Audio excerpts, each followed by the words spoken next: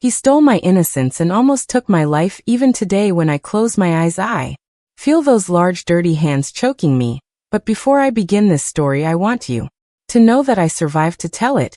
And if you're going through something similar, I want you to know you can survive too. My name is Constance Peterson Smith, and I'm 78 years old today, but my story begins when I was only 9. Everyone here in Cedar Creek, this little piece of Kentucky, hidden along the banks of the Ohio River, knows me as Miss Connie from the pharmacy. For over 50 years, I was the only pharmacist in town, the one who helped everyone with their health problems, from a passing fever to the most complicated deliveries.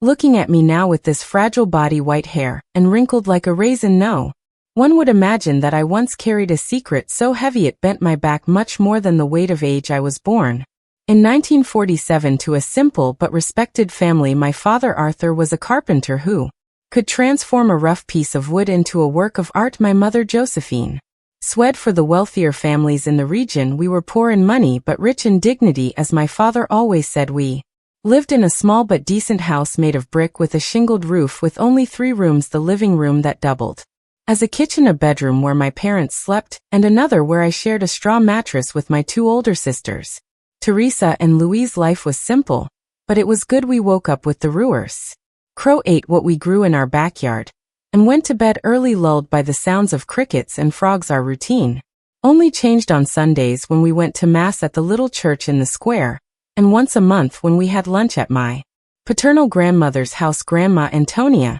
These lunches were a family event. They gathered all her children, my father and his 4 siblings with their respective families. It was a day of abundance, of eating until you couldn't any more, of laughter, stories, and for us children of playing with cousins. We rarely saw Grandma Antonia's house was on a large plot of land away from town, with an orchard in the back that seemed like a little piece of paradise to us children. It had apple trees, peach trees, cherries, berries, any fruit you can imagine was there. The house itself was large, one of those old ones with many rooms, a porch that wrapped around everything, and a dirt yard where chickens scratched freely. On that fateful Sunday, I woke up excited. It was lunch day at Grandma's, and that meant good food, games, and that feeling of belonging that only a large family can give. Mom dressed me in my Sunday dress, a light blue one with white polka dots that she had sewn herself, braided my hair with a matching ribbon, and made me promise not to get dirty playing before lunch. Constance, today you look like a young lady, she said, looking me up and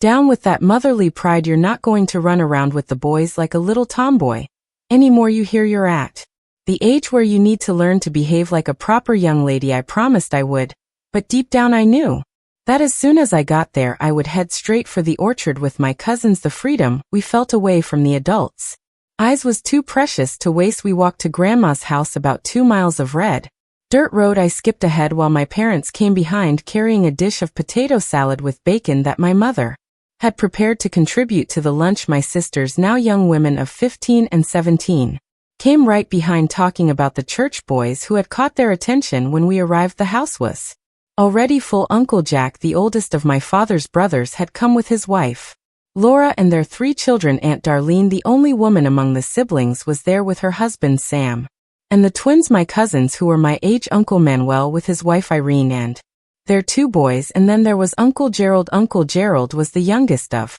my father's siblings, only 5 years older than my sister Louise. He wasn't married and lived with Grandma, helping to take care of her and the property. He had always been Grandma's favorite, perhaps because he was the youngest, perhaps because he was always around. He was a handsome man, tall, with an easy smile and a laugh that filled the house. Everyone liked Uncle Gerald.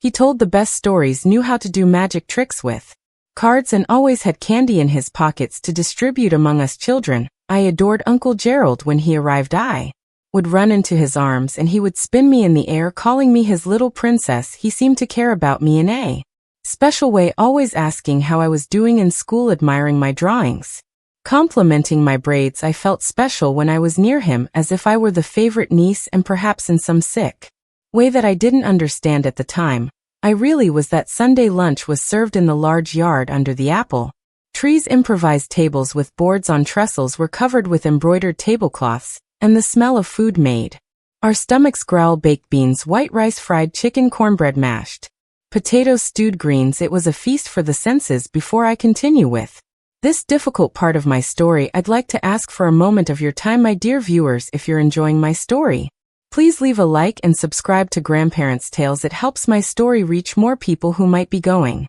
through the same thing I went through, and tell me in the comments which city you're watching from. It warms my heart to know that people from all over America are listening to this old woman tell her story. After lunch, the adults stayed at the table drinking coffee, eating apple pie, and talking about politics, about the drought, about the rising prices of beans. We children received permission to play in the orchard, as long as we didn't climb the trees or damage the fruit that wasn't ripe yet. We ran to the back of the property crazy for freedom. We played tag, hide and seek, collected fallen apples, and ate until our stomachs hurt. Time passed, and gradually the children were called by their parents. Aunt Darlene's twins had to go home early because one of them had a fever. Uncle Manuel's boys were called to help carry some things, and I was left alone in the orchard watching a hive of honeybees I had found in an old tree trunk. That's when I heard Uncle Gerald's voice behind me. Constance, what are you doing here all alone, little girl?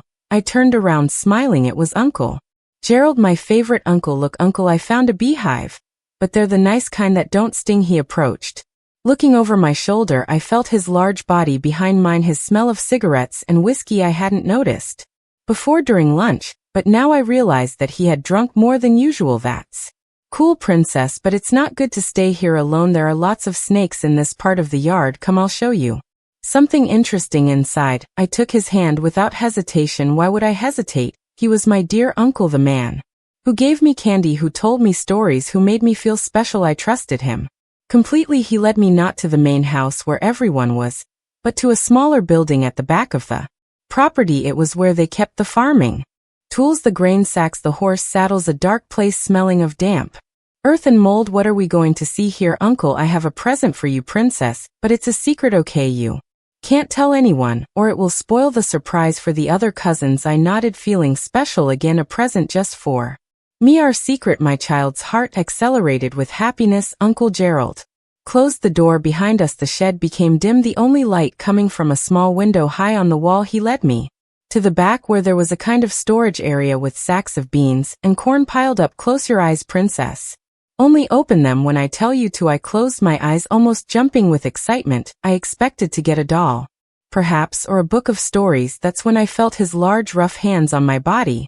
What happened in that dark shed on that Sunday afternoon that had started so happily is something that for many years I tried to erase from my memory. The memories come in flashes, his hands touching me where no one had ever touched before, his hoarse voice in my ear, saying I was special, that it was our secret game, that I couldn't tell anyone or my parents would be angry with me. I remember the smell of dust and sweat, the weight of his body on mine, the searing pain that made me scream, and his hand covering my mouth with force, almost suffocating me. I remember my sobs, my pleas for him to stop, and his look that still haunts me in nightmares, an empty look, as if I weren't a person, just a thing for his pleasure. I don't know how long it lasted for a 9-year-old child suffering such violence. It could have been an eternity. I know that at some point the pain was so intense that my body, unable to process so much suffering, simply shut down. I lost consciousness. When I woke up, I was alone in the dark shed. My blue polka dot dress, which Mom had made with such care, was torn and stained with blood. My body hurt in a way I had never felt before. There was blood running down my legs, and I didn't really understand what had happened, only knew that it had been something terrible, something forbidden, something that had broken me inside. I tried to get up, but I fell. I tried to scream, but my voice came out weak, a hoarse whisper. I dragged myself to the door, leaving a red trail on the dirt floor. When I finally managed to open the door, the light of the late afternoon momentarily blinded me. I heard voices calling me from afar, my mother, my father, looking for me. I had lost track of time. How long had I been unconscious in that shed? An hour, 2. I tried to call out to them, but I could only emit a moan. It was my sister Teresa who found me first. I remember her scream when she saw me, her face transformed by horror.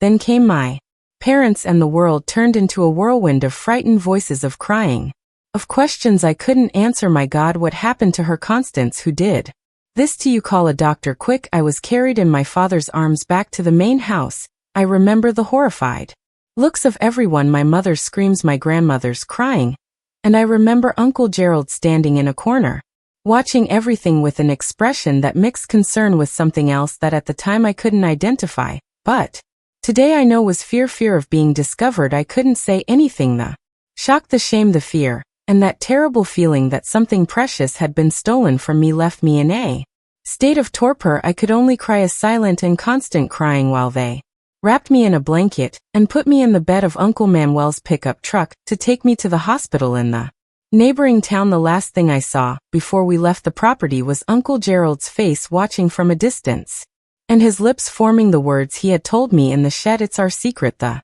journey to the hospital was a nightmare. Every bump in that pothole road was like a stab in my already destroyed body. My tears dried up, not because the pain had passed, but because it seemed my body had nothing more to give. I was empty, a shell of a girl. The hospital was in Riverside, the larger town near Cedar Creek. It was a white building, 2 stories, with a large crucifix at the entrance. In those days, most of the hospitals in rural areas were run by nuns. I remember the horrified looks of the nurses when they saw me, the whispered conversations, the face of the head nun contorting in an expression that mixed pity and indignation. The girl was violated, I heard someone say, although at the time I didn't even really know what that word meant. I only knew that something terrible had happened, something that made adults lower their voices and exchange heavy looks. They took me to a small white room. A female doctor came to examine me. I remember the relief I felt that it was a woman. Her hands were gentle, but each touch still caused me pain. She spoke softly to me, trying to calm me, but I was beyond the reach of any comfort. We'll have to operate, I heard the doctor tell my parents. The internal injuries are serious. What followed was a blur of needles, masks, bright lights, distant voices, and mercifully darkness. When the anesthesia finally took effect, when I woke up hours later, I was in a hospital bed with tubes and bandages all over. The room was dark, illuminated only by the dim light coming from the hallway. In the chair next to the bed, my mother slept in an uncomfortable position, her face swollen from crying so much I wanted to call her, but my voice wouldn't come out. I tried to move my hand to touch her, but my body seemed to weigh tons. That's when I heard a sound coming from the door, light, careful steps. My heart raced, panic taking over me. Was it him? Had he come to silence me for good? The door opened slowly, and the hallway light revealed my father's face. I had never seen my father like that. Arthur had always been a strong, unshakable man, one of those who doesn't show weakness even when the world is falling apart. But the man I saw at that door was destroyed, red eyes, a face aged 10 years in a single day, a posture curved as if carrying the weight of the world. He approached the bed. Thinking I was still asleep, with infinite care he adjusted the blanket over me, a caress so light I barely felt it. I saw silent tears running down his face, marked by the sun and hard work. My little girl, he whispered so low I could barely hear. Forgive me, I should have protected you.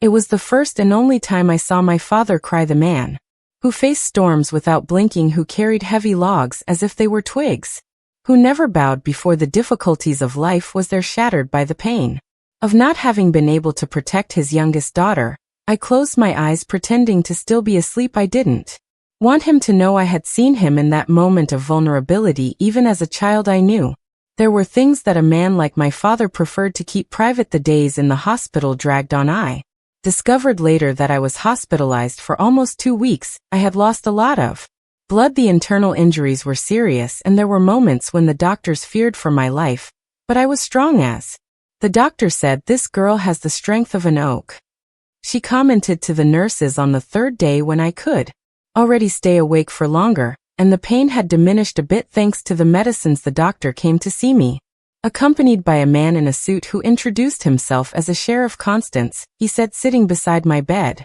I know it's difficult to talk about this, but we need you to tell us what happened. Who did this to you? I looked at my mother, who was on the other side of the bed. Her eyes were full of a mixture of pain and determination. You can speak, daughter, she said, holding my hand. Nobody is going to hurt you again. Daddy and I are going to protect you. Even so, the words wouldn't come. How could I tell them that my own uncle, my father's brother, my grandmother's favorite, had done something so horrible? How could I say that the man everyone loved, who told stories and did magic tricks, was a monster? But something in my mother's gaze, a firmness that said she would fight for me against the whole world if necessary, gave me courage. It was Uncle Gerald, I whispered so low that they had to lean in to hear. The silence that followed was absolute. I saw the shock on The sheriff's face, the painful confirmation on my mother she already suspected. I realized perhaps she had already seen something in his behavior that I never noticed. Perhaps she had noticed looks, gestures that went unnoticed by everyone else. Are you sure, honey?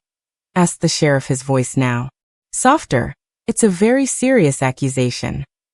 I'm sure, I answered, feeling a weight leaving my shoulders as the words came out. He took me to the tool shed. He said he had a present for me, a present just for me, and then I couldn't continue. The tears came in a cascade, and with them the sobs that shook my already painful body. My mother hugged me carefully, murmuring words of comfort in my ear. It's all right, my daughter, you were very brave, very brave. The sheriff asked a few more questions, wrote everything down in a little notebook, and then left, promising that measures would be taken. Only years later did I understand what that phrase meant. When we were alone, my mother held my hands in hers and looked at me with an intensity one never forgot. Constance, listen carefully to what I'm going to tell you. What happened to you was not your fault. It wasn't because of your dress. It wasn't because you smiled too much. It wasn't because you were alone in the orchard. It was because your uncle is a sick man, a monster who hides behind smiles and candy. And he will pay for this, I promise. I nodded, still unable to fully believe those words. Part of me, the child part that still didn't understand the evil of the world, thought that I must have done something to provoke that situation. Maybe if I hadn't agreed to go with him, if I hadn't trusted him so much. And there's one more thing, my mother continued, her voice now a whisper. Your father can't know it was his brother, not yet. Why? I asked, confused. Because your father will kill him, Constance. He will kill him and go to jail, and we will be left without him. And I can't lose you both. I didn't fully understand at that moment, but I agreed. I trusted my mother more than anyone else in the world. What I didn't know was that my father was already at the door of the room, had heard everything. The expression on his face when he came in, my God, I'll never forget it. It was as if something had died inside him, something fundamental. His eyes, normally alive and bright, were opaque like stones at the bottom of a river. Josephine, my mother began, realizing from his look that he had heard. Please think of the girls, think of the family. He raised his hand, asking for silence, but not with anger. It was a tired, defeated gesture. I've already thought. Josie thought a lot, and I have a plan. The way he said it, so calm, so controlled, gave me more fear than if he had shouted or broken everything in the room. It was the calm of someone who had already made an irrevocable decision, of someone who had already accepted the consequences of what he was going to do. At that moment, lying in that hospital bed, still too weak to get up on my own, with pains that no child should feel, I could not imagine what would come next. I didn't know that my father's plan wasn't simply to kill his brother, but to make him suffer as I had suffered. I didn't know that justice, when carried out by one's own hands, can be much more terrible than any legal punishment. What I knew was that nothing would be the same again. The girl who shone in the blue polka dot dress, who ran through the orchard picking apples, who trusted adults and thought the world was a good place, had died in that dark shed. In her place, someone different was being born. Someone who would carry invisible scars for the rest of her life. In the days that followed, many people came to visit me in the hospital, my aunts and uncles, cousins, neighbors, even the priest from our parish. Everyone brought gifts, words of comfort, looks of pity. Everyone except Uncle Gerald. Of him, I only heard that he had gone to Louisville to take care of some business, fleeing. Of course, my grandmother never appeared either. I found out later that she refused to believe that her youngest son, her favorite, could have done something so horrible. Perhaps it was asking too much of a mother, or perhaps it was just another example of how we often prefer to believe a comfortable lie than to face a devastating truth. A week after my conversation with the sheriff, when I was already improving, and the doctors were talking about discharging me soon, my father came to visit me alone. He sat by my bed with that serious expression that rarely left his face since the incident. Constance, he began, choosing his words carefully, next Sunday there will be another lunch at Grandma's house. Just hearing this, I felt my entire body contract with fear. I never wanted to go back to that place, see that shed. Remember, I don't want to go, Dad, I answered, the tears already forming in my eyes. Please don't make me. He took my hand with a delicacy that contrasted with those callous fingers from so much work.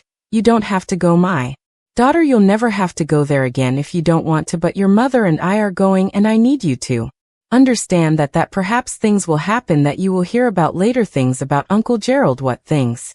Dad, he hesitated, clearly divided between the desire to protect me from more horrors and the need to prepare me for what was to come. Justice, my daughter, justice, the word hung between us, full of dark promises of secrets that I was still too young to understand. Even not knowing exactly what my father was planning, I felt a chill. It wasn't just fear, it was also a strange kind of relief, the certainty that one way or another Uncle Gerald would pay for what he had done. When you get out of here, my father continued, we're going to Aunt Darlene's house in Bloomfield. Your mother and your sisters will stay there for a while. I'll come later and school Dad and the house and my books.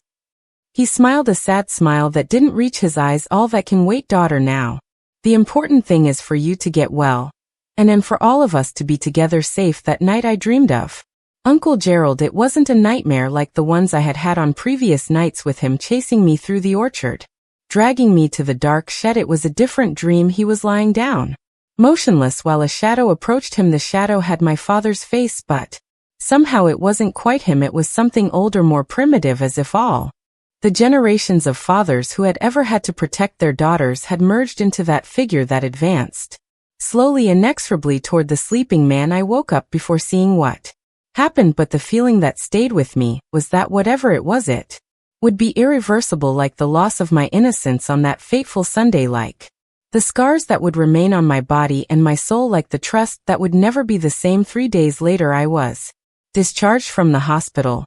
I left in a wheelchair, still too weak to walk alone.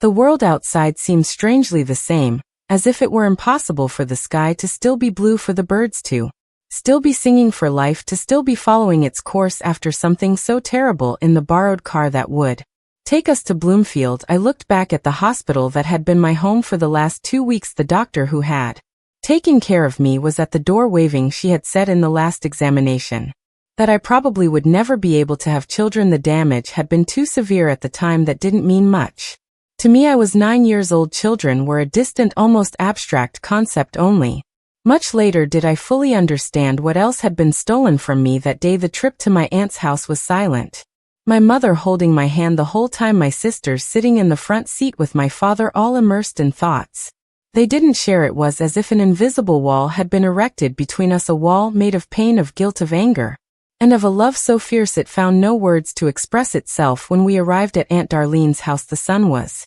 already setting, painting the sky red and gold. My aunt received us at the door, her eyes already red from crying. She hugged each of us, holding my face between her hands when it was my turn, looking deep into my eyes as if searching for signs of damage that went beyond the physical marks. That night was the last time I saw my father before the next Sunday. He said goodbye to each of us with long hugs, whispered words, promises that soon we would all be together again. With my mother it was different. The two moved away, talked in low voices for a long time, and when they returned I saw that my mother had cried, but there was something else on her face, a fierce, almost wild determination. I'll be back. Sunday night my father said before leaving, stay here, don't go into town, don't talk to anyone about what happened. And then he was gone, taking with him the weight of a decision that would change our lives forever. What happened that Sunday at my grandmother's house I only found out much later, and even then not the complete story, just fragments, whispers, rumors that circulated for years in our region, enough to understand that some forms of justice are as terrible as the crime that motivates them, enough to know that my father, that gentle man who taught me to recognize types of wood by smell, had within him a darkness that only came to the surface when what he loved most was threatened. The time we spent at Aunt Darlene's house in Bloomfield dragged on like a Good Friday procession. They were days of waiting, of heavy silence and looks laden with secrets. My aunt did her best to help me recover not only my body but my soul as well. She prepared the foods I liked most, let me sleep with a lamp on, and never pressured me to talk about what had happened. My sisters Teresa and Louise took turns at my side, reading stories, combing my hair, trying to make me smile with jokes that no longer made sense to me. I saw in their eyes not only sadness but also a new fear, the fear that the world was not the safe place. They thought that evil could come dressed as family, with a gentle voice and hands that before only offered candy. My mother hardly slept at night. I heard her walking around the house murmuring prayers, sometimes crying softly when she thought no one could hear. During the day, she stayed strong for me, for all of us. But her eyes had a feverish gleam, as if she were constantly calculating, planning, preparing for something I couldn't completely understand. Sunday took a long time to arrive, and at the same time came Too quickly when the sun rose that day, I felt a weight in my stomach and obscure certainty that something irreversible was about to happen. My mother dressed carefully, choosing a simple black dress. Tying her hair in a tight bun, it wasn't the festive attire of someone going to a family lunch, it was the somber outfit of someone going to a reckoning.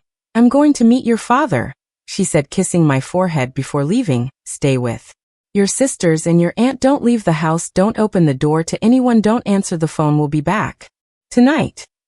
There was a finality in those words that frightened me, as if she also wasn't sure that she would return but was determined to go anyway. I remember holding her hand, asking her not to go, to stay with me, to let the police solve everything. She just smiled a smile that didn't reach her eyes and said, "Some things, my daughter, the police can't solve. Some debts only blood can pay."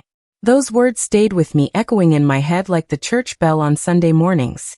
What was my mother, that woman who had taught me to love my neighbor, to forgive 70*7, planning to do what had my father, that man who stopped working to avoid stepping on an ant, prepared for the brother who had betrayed his trust?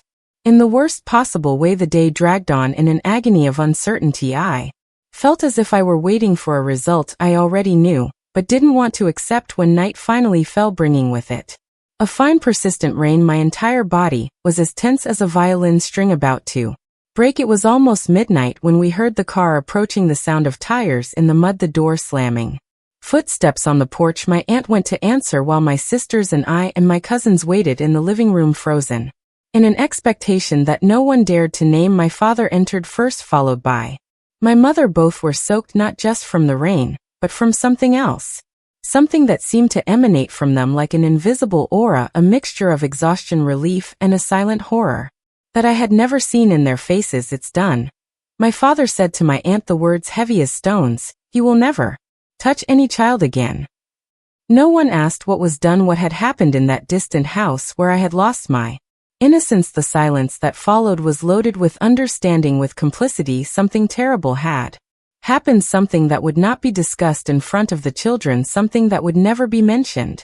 Outside that closed circle, my father came to me, knelt in front of me, took my small hands in his large, and calloused his eyes, which had always seemed so strong to me, were teary. "Never again, my daughter," he said, his voice choked.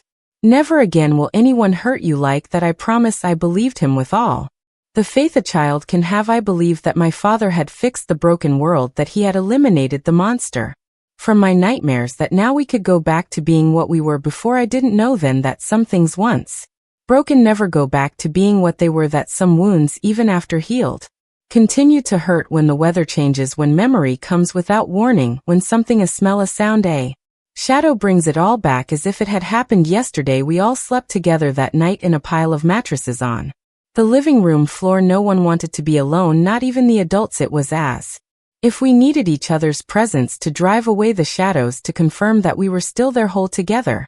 Survivors. 2 days later we left to return to Cedar Creek, not to our old house that had been hastily sold to a merchant from town. We went to a new house on the other side of town, closer to the center, a house that my father had bought with the money from the sale of the old one and his savings of years, a house without memories, without ghosts, without the weight of what had happened. The months that followed were of slow reconstruction. My body healed faster than my soul. The physical injuries healed, the pain diminished. I was able to walk again, to run, to be a child in the physical sense of the word, but inside I had aged decades. In a few days the sheriff came a few times, asked questions, wrote down answers, but nothing seemed to happen. One day he called my parents for a private conversation. When they returned they had a strange expression, a mixture of relief and a resigned sadness. "The case is closed," my father said that night during dinner. "Gerald was found dead in the Ohio River. Apparently he drowned. He was drunk, they say. The way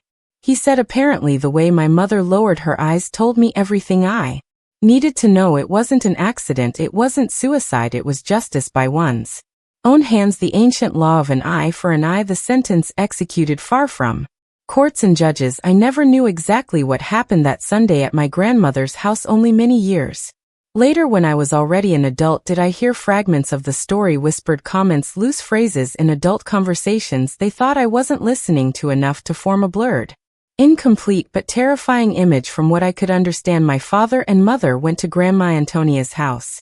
As if it were just another family lunch, Uncle Gerald was there. He had returned from Louisville 2 days before. No one knew what had happened to me. The official story was that I had fallen from a tree in the orchard and had been seriously injured. My parents sat at the table, ate, talked, pretended normally while the poison my mother had brought from the pharmacy slowly took effect in Uncle Gerald's glass. It wasn't a poison to kill, it was to paralyze, to leave one conscious, but unable to move, to speak, to ask for help. When all the other guests had left, when my grandmother had retired to rest, they took him to the same shed where he had attacked me, and there in the same place where he had destroyed my childhood. My father, well, there are things it's better not to know in detail, not even now so many years later. What I do know is that afterward they took him to the Ohio River. He was still alive, but weak, debilitated. The water did the rest, taking away not only his life but also the evidence of what had happened before. The news of Uncle Gerald's death spread quickly through the region. A tragic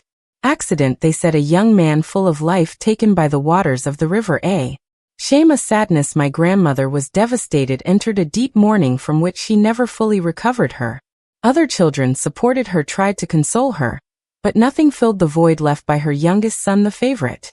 What no one said publicly, but what everyone suspected, was the truth about what he had done in a small town like our. Secrets have short legs. The questions about why I was hospitalized, the rumors about the violence of the attack, the suspicions about who could have done something so horrible, all this circulated in whispers and looks, in conversations interrupted when someone approached. I never spoke about the subject with my parents again. It was as if we had made a silent pact. What happened happened, it's over, let's move on. And that's what we did, each in our own way. My father immersed himself in work with a new intensity, as if he wanted to purge something through sweat and physical exhaustion. My mother became more devout, more rigorous in her religious practices, spending hours in church praying for something she never mentioned. I took refuge in studies I discovered in books, a world where I could escape, where stories had happy endings, where justice prevailed without needing hands stained with blood. I studied with a determination that surprised my teachers. When I completed elementary school,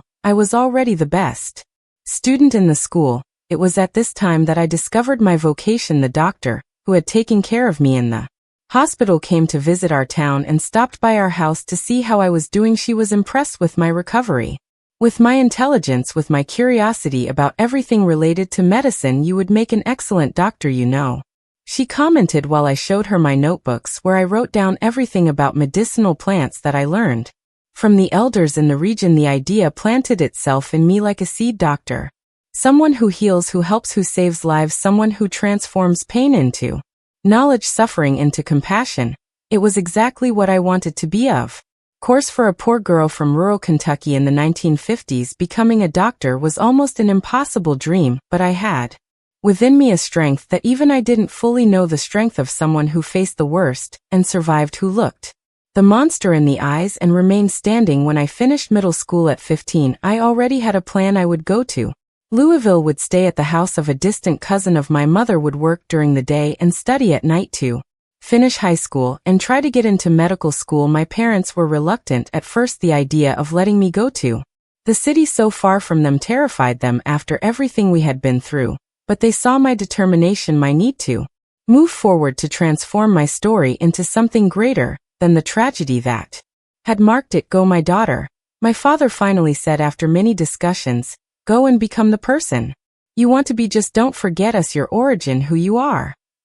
I left Cedar Creek on a March morning in 1963 with a cardboard suitcase containing everything I owned and a fear that mingled with hope in my chest. I was 16, and for the first time since that fateful Sunday, I felt that the future could be brighter than the past. Louisville received me with its intense heat, its steep hills, its smell of the river and industry, its chaotic mixture of colors and sounds. Cousin Eleanor's house was in a working-class neighborhood on a narrow street of row houses. It was small, cramped, stuffy, but to me it represented freedom, the chance to start over, to be just Constance, not the girl who suffered. That I got a job at a pharmacy in the neighborhood, cleaning, organizing, eventually even serving customers when business was heavy. The owner, Mr. Abbott, a man of few words but generous heart, soon noticed my interest in medicine, in the properties of plants and medications and their effects. Girl, you have a knack for this, he said, teaching me to prepare ointments, syrups, tinctures. Who knows, maybe one day this pharmacy will be Yours, I smiled, but my dream was bigger. I wanted to understand the human body, its complexities, its fragilities and resistances. I wanted to know why some wounds heal without leaving a mark while others, invisible to the eyes, continue to bleed inside for years, for a lifetime. At night I studied until my eyes burned, until the candles ran out, until sleep finally overcame me. Night school was hard. The teachers tired. The students, more interested in dating than in learning the subjects, rushed through to complete the program, but I absorbed everything, every word, every formula, every concept like a thirsty sponge. These were 3 intense years, years of hard work, of constant study, of privations and sacrifices, years also of discoveries, of friendships, of a freedom I had never experienced before, years in which I learned that there was more than one path to follow, more than one way to be a woman, more than one possible destiny. In 1966, at 19, I took the entrance exam for medicine at the University of Louisville. The competition was fierce, the spots few, the candidates mostly men from wealthy families with years of study in good schools. My chances were minimal, but I had something that many of them didn't have: a determination born of pain, an iron will forged in the fire of the worst experience a girl can live through. The day I saw my name on the list of those approved was the happiest of my life. Until then I cried as I hadn't cried since those days in the hospital, but they were different tears, tears of joy, of victory, of a hope that was finally beginning to materialize. My parents couldn't come for the enrollment. The journey was long, expensive, and they had never left rural Kentucky, but they sent a letter that I keep to this day, yellowed by time, the trembling letters of my father, who barely knew how to write, and the carefully chosen words of my mother, our daughter, our pride. You have achieved what none of us ever dreamed of achieving. Carry our name, our story, our love with you wherever you go. And always remember, you are stronger than everything that tried to bring you down. I read and reread that letter so many times that I knew every word by heart. It was the proof that despite everything, despite the horror that had stained my childhood, despite the terrible justice that my parents had executed, there was love, an imperfect love, perhaps stained with blood and guilt, but still love. Medical school was harder than anything I had faced before. The professors were demanding, the classes tough, the nights on call exhausting. Being one of the few women in the course brought extra challenges, the sexist comments, the tasteless jokes, the professors who doubted my ability. But none of this stopped me. Each obstacle only fueled my determination. In the 4th year, when I began practical internships, I discovered my true vocation: gynecology and obstetrics, bringing lives into the world, taking care of women's health, especially those who, like me, had suffered violence that left invisible but deep marks. That was what I wanted to do for the rest of my life. It was during a shift at the maternity ward, helping to bring into the world a baby of a girl of only 13, a victim of abuse like I had been, that I made a decision. I wouldn't return to Louisville after graduating. I would return to rural areas, to places like Cedar Creek, where girls like me, like that frightened young mother, had no access to adequate medical care, to information, to protection. I graduated in 1972 at 25. The ceremony was simple, but my parents were there, older, more bent by hard work and the weight of the secrets they carried, but with eyes shining with pride. My sisters also came, already married with their own small children. Dr. Constance Peterson Smith, my father pronounced slowly, savoring each syllable when he received my diploma in his callous hands. Who would have thought? How my daughter a doctor? There was something in his eyes at that moment, not just pride but also a kind of redemption, as if somehow my achievement justified what he had done on that distant Sunday. As if my success was proof that the blood spilled had not been in vain. I didn't return to Cedar Creek. Instead, I accepted a position in Riverside, the neighboring town where the hospital that had treated me so many years before was located. The doctor who had taken care of me was retiring and recommended my name to replace her. The cycle is complete, she said when she welcomed me to the hospital, now as a colleague, no longer as a patient. The girl we saved returns to save others. I worked at that hospital for 5 years, intense years of constant learning, of enormous challenges, lack of resources, distance from major centers, resistance from some patients to being treated by a female doctor so young, but they were also years of deep satisfaction. Each life I helped bring into the world, each woman who managed to recover from a difficult birth, each girl I protected from a fate similar to mine. By reporting abuse to the authorities, each small victory was a balm for the Old wound I still carried. It was in Riverside also that I met Anthony, the pharmacist who would become my husband. He had come from Boston to rural Kentucky as part of a government program to bring health professionals to needy areas. He was a gentle, patient man with delicate hands like I had never seen in a man before. Our courtship was slow. Respectful. He knew not in detail, but enough about what had happened to me. He knew that there were scars, both physical and emotional, that I carried. He knew that there were nights when I woke up screaming, bathed in cold sweat, trapped in nightmares that came from the past. And he knew above all that I might never be able to give him biological children. It doesn't matter, he said when I told him about the last part, the tears running down my face. There are so many children who need love care. If we are to have a family, we will find a way. We got married in 1978 in a simple ceremony in the little church in Riverside. My father, already elderly, led me to the altar with slow but firm steps. My mother cried throughout the entire ceremony, silent tears that spoke of relief, of gratitude for seeing her daughter, the one she almost lost, finding a path to happiness. The following year we opened our own pharmacy in Cedar Creek. I returned to the town I had left so many years before, no longer as the broken girl, but as the woman who had rebuilt herself piece by piece, scar by scar. Smith Pharmacy became the heart of the town. It wasn't just a place to buy medicines, it was a meeting point for counseling, for care. Anthony took care of the administrative part of the preparation of formulas of medications. I offered consultations, guidance, sometimes even small procedures for those who couldn't get to the hospital in Riverside. Over the years we adopted 3 children, Ryan, Mary, and Caroline, 3 souls who, like me, had known the darkest side of life too early. Ryan had been abandoned at birth. Mary and Caroline were sisters rescued from a violent father after their mother died. We gave them what was given to us and what was taken from us: love, security, a chance to start over. My parents lived long enough to meet their adopted grandchildren, to see them grow, to realize that the family they had protected with such ferocity, even by terrible means, continued to flourish, to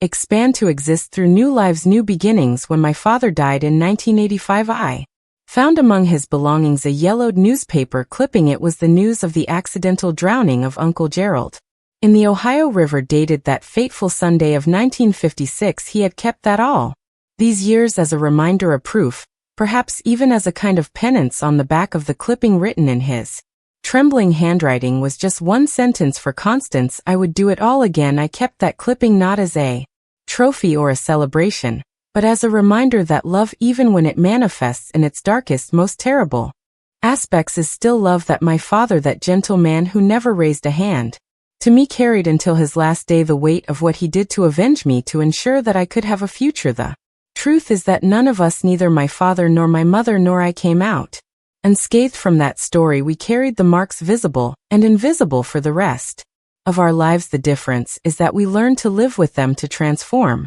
them into something that, if it couldn't be called beautiful, at least could be useful, meaningful, even healing. I've come to the hardest part of this story, my dear ones, the part I've never fully told to anyone, not even to my children or my late husband, the part I've kept in the depths of my soul as a sacred secret, protected by decades of silence. What happened that Sunday when my parents went to my grandmother's house without me is something I only knew in fragments, in sparse pieces that I gathered over the years, some told in moments of weakness by my mother, others whispered by my Aunt Darlene years later, still others deduced from looks, sighs, nightmares my father had on stormy nights in that week between my hospitalization and the Sunday lunch my parents spent hours planning every detail. I remember the nights when I heard them talking in low voices in the room next door, the loose phrases I managed to catch: it has to look like an accident, no one can suspect, he has to feel what she felt. My mother went to the pharmacy in Bloomfield where no one knew her. She bought a small bottle of a strong medication, the kind doctors use to calm agitated patients, enough to leave a person unconscious, but not to kill. Death would come later in another way. My father spent hours in the back garage of my aunt's house sharpening a hunting knife he had brought from our house in Cedar Creek. I saw him through the crack in the door, the repetitive movement of the blade against the wet stone, the concentrated face, the fixed eyes, as if already seeing something far beyond that garage, far beyond that city, far beyond that moment. On Sunday morning they left early. My mother wore her simple black dress, her hair in a severe bun, my father his only good shirt, the One he only wore for Christmas and Easter masses. The two looked like they were going to a funeral, not a family. Lunch, take care of your sisters, my mother told me before leaving. Pray for us. From what happened afterward I can reconstruct through the fragments I gathered over the years. My parents arrived at my grandmother's house at lunchtime. They were received with the usual normality, perhaps with some questions about how I was doing. My father hugged his brothers, including Gerald, without showing anything beyond the usual affection. My mother helped set the table, serve the food, fill the glasses. It was during lunch that she did what she had planned, a moment of distraction when everyone was engrossed in conversation, and the powder from the medicine dissolved in Uncle Gerald's wine glass. He drank without noticing anything, perhaps just a slight bitter taste that wine naturally already possessed. After lunch, when everyone spread out around the property for the afternoon rest, the medicine began to take effect. Uncle Gerald felt dizzy, had difficulty keeping his eyes open. My father, attentive, noticing the signs, offered help. Looks like you drank too much, brother. He set his arm around Gerald's shoulders. Come, let's have a strong coffee to clear your head. But he didn't take him to the kitchen. He took him to the tool shed at the back of the property, the same shed where I had been attacked. It wasn't a random choice. It was deliberate, symbolic. It was there that justice would be done. My mother followed them a few minutes later, making sure that no one had noticed where they had gone. She locked the door of the shed behind her. What happened in there on that hot afternoon in 1956 I never knew with precision. There are things that perhaps it's better not to know completely, but I know that my uncle was tied to an old chair with the ropes that my father had brought hidden in the back of the car. I know he was conscious enough to understand what was happening, but too weak to resist or scream. I know my father talked to him at length. It wasn't a blind attack of anger, an explosion of violence. It was something calculated, cold, methodical. He wanted Gerald to know exactly why he was there, what he had done, what he was about to pay for. Do you remember what you did to my daughter in this same place? Asked my father, his voice controlled, almost calm. Do you remember her crying, the screams, the blood? They say the shed had small windows covered with dark cloths, so that no one could see what was happening inside, that the only light came from a kerosene lamp, creating shadows that danced on the walls like specters. I know my mother was there, witnessing everything, sometimes participating. She who had never raised a hand to anyone, who had taught me that violence was a sin, who had shown me the importance of forgiveness. That day in that shed she was another person, a force of nature, the embodiment of maternal wrath, the lioness protecting her cub. Even if too late, I want him to feel the same pain that Constance felt, she said to my father. I want him to know what it is to be powerless, to be violated, to be destroyed from within. And so it was done. With the same knife that Uncle Gerald had used to threaten a terrified child, my father inflicted calculated injuries to cause extreme pain without killing, injuries that would leave permanent scars like the ones I would carry forever, injuries in places that would mean he could never do to another child what he had done to me. But it wasn't just physical violence, it was also a psychological execution. Each cut was accompanied by words that described exactly what he had done to me, how I had felt, what had been stolen from me. It was as if my parents wanted to ensure that in his last moments Uncle Gerald fully understood the monstrosity of his acts. When they finished, he was alive, but only technically. He had lost a lot of blood, was in shock, on the verge of unconsciousness. That's when my father and mother took him to the car hidden under a tarp and drove to an isolated part of the Ohio River. Night had already fallen. The fine rain that had begun earlier now fell with more force, erasing footprints, washing away evidence, creating the perfect scenario for what seemed like an accident. My father carried his brother's nearly lifeless body to the riverbank. Uncle Gerald was still breathing, still had a pulse, but was too weak to fight, to cry for help. Do you have anything to say before you go? My father asked, the last moment of humanity offered to the man who had destroyed his family. I don't know if Uncle Gerald answered, if he asked for forgiveness, if he cried, if he showed repentance, or maintained his hatred until the end. I only know that moments later his body was pushed into the waters of the river, carried away by the current that at that time of year, after weeks of rain, was strong enough to drag an adult man to the bottom. My parents stayed there for some time, watching the river swallow the evidence of their crime, of their revenge, of their justice. The rain fell on them, washing the blood from their hands, but not from their souls. That blood, invisible but indelible, would accompany them for the rest of their lives. The body was found 3 days later, caught in some branches at The river's edge a few miles downstream. The injuries were attributed to the rocks and branches against which he would have hit while being dragged by the current. The verdict was quick accidental drowning, due to intoxication. Nobody questioned, nobody investigated thoroughly. It was just another young man who had drunk too much and fallen into the river, a common story in that region. At that time when the news reached Bloomfield, where we were, I saw the expression on my father's face. It wasn't relief nor satisfaction nor triumph. It was something more complex, deeper, the realization of the price he had paid to avenge his daughter, not just his brother's life, but also a part of himself that would never return. The innocence of believing that the world is essentially good, that people are basically decent, that family is always a safe harbor. We returned to Cedar Creek a week later to a new house to try a new beginning, but the ghosts came with us, the nightmares, the silences, the distant looks of my parents when they thought no one was watching. I grew up in the shadow of that Sunday, of that revenge. Each achievement of mine, finishing my studies, entering medical school, graduating, opening my own pharmacy, was celebrated with a joy mixed with an inexplicable sadness for those who didn't know our complete story. It was as if my parents saw each step of mine as a justification for what they had done, proof that the sacrifice of their souls had not been in vain. It was worth it, my father would sometimes say when he saw me in a white coat attending to a patient, saving a life, worth every drop of blood. He never specified which blood he was talking about, whether mine spilled in that shed when I was only 9, or his brother's spilled in the same place years later, or even his own metaphorical but equally real, which he felt flowing from his heart the moment he crossed a line from which there was no return. My mother was never so explicit. She spoke through gestures, the way she held my hand during a difficult medical consultation, the pride in her eyes when I explained to a young mother how to care for her baby, the peace on her face when she saw me happy, fulfilled despite everything. When I married Anthony in 1978, I saw my father cry for the second time in his life. The first had been in the hospital, when he saw me broken by the abuse. This time they were different tears, not of pain or anger, but of a joy mixed with relief at seeing that I had managed to overcome, that I had found love, that I had built a life beyond the tragedy. During the ceremony, when he gave me away at the altar, he whispered something that only I heard: "You won, my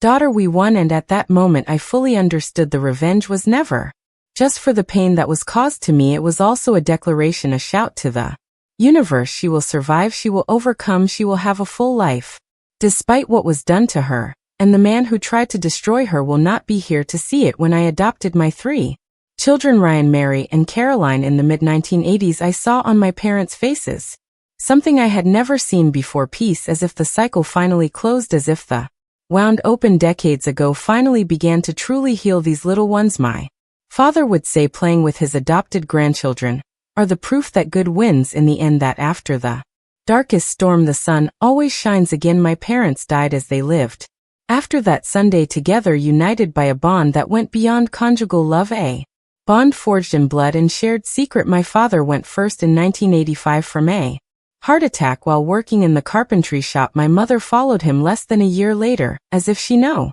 longer knew how to exist without him, without that silent presence that carried half the burden they both shared.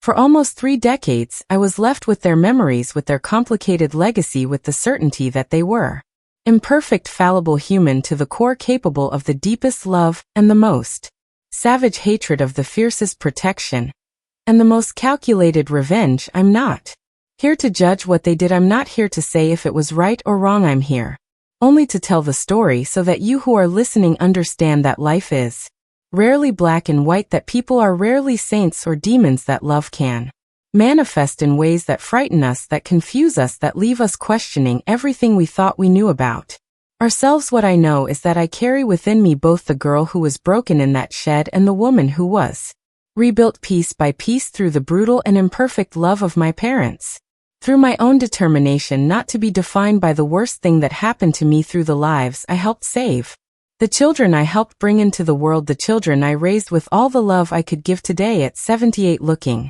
back at the long and painful road I've traveled, I don't just feel the pain, the horror, the injustice. I also feel gratitude for the parents I had who, despite their terrible methods, loved me beyond reason, for the husband I found who showed me that not all men are monsters, for the children I raised who gave me the chance to create a family based on respect and genuine love for the career I built, which allowed me to transform my pain into healing for others, and I feel above all a quiet and firm certainty I survived not just physically, I survived with my soul intact, with my capacity to love preserved, with my faith in life renewed daily through the small miracles that surround us when we have eyes to see. My dear friends, thank you from the bottom of my heart for accompanying me on this difficult journey through my past. If my story touched your heart in any way, please leave a like and subscribe to Grandparents' Tales. This helps stories like mine reach more people who might be going through the same thing or know someone who is, because that's what I've learned after all these years. Life can break us in unimaginable ways, but the